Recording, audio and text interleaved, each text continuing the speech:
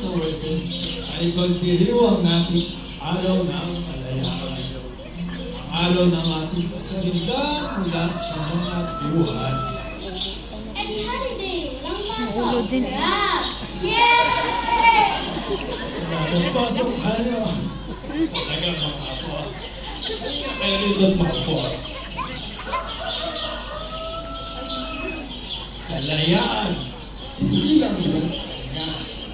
Yan ay dugo, pawis, at panalangin ng mga bayaning nauna sa atin. Hayaan nyo't ikuwento ko sa inyo ang nakaraan.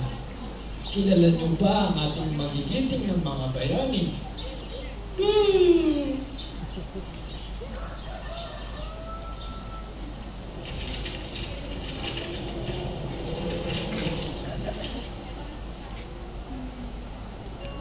Si Rizal.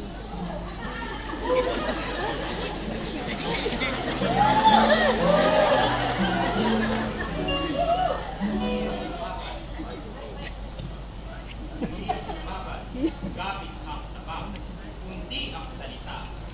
Ang taong hindi marunong magmahal sa sariling wika ay masalpa sa hayop o malansang isda.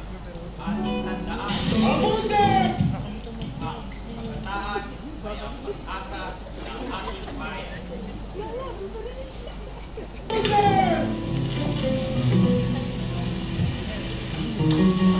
Consumatum est!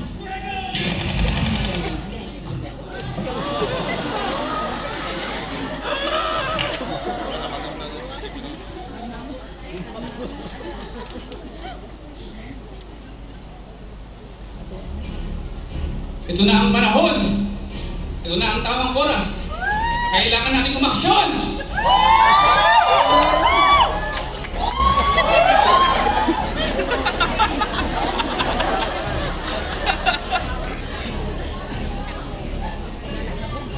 Mahalin niyo ang ating bayan, sunod kay Bathala. Handa akong ialay ang aking buhay para sa bayan. Ang himagsikan ay hindi dapat katakutan. Ito ay para sa bayan. Mga kapatid, sabay-sabay nating punitin ang sedula. Mabuhay ang kalayaan!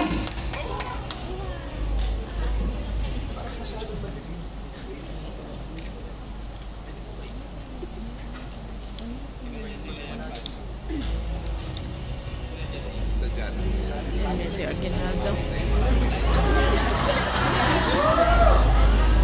Mga minamahal kong kababayan, ngayon, sa 12 ng Hunyo, 1868, dito sa Kawit, Cavite, deklara natin na malaya na ang Pilipinas!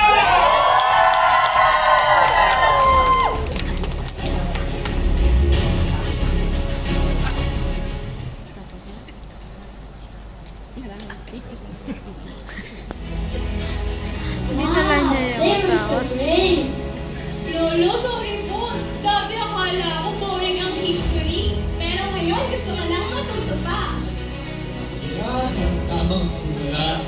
Tandaan nyo, hindi lang sundalo o mga bayan ang may papel. Kayo din, kayo ang mga bagong kabataan. Maging matapat, maglingkod, at magmahal sa bayan. When I grow up, gusto ko maging matapang tulad ni Bonifacio.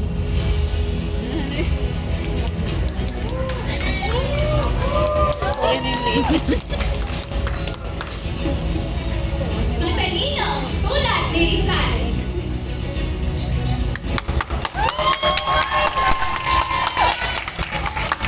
May paninindigan, tulad ni Aguinaldo.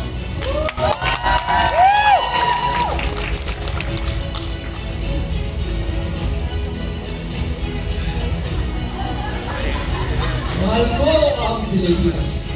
Mabuhay ang kalayaan.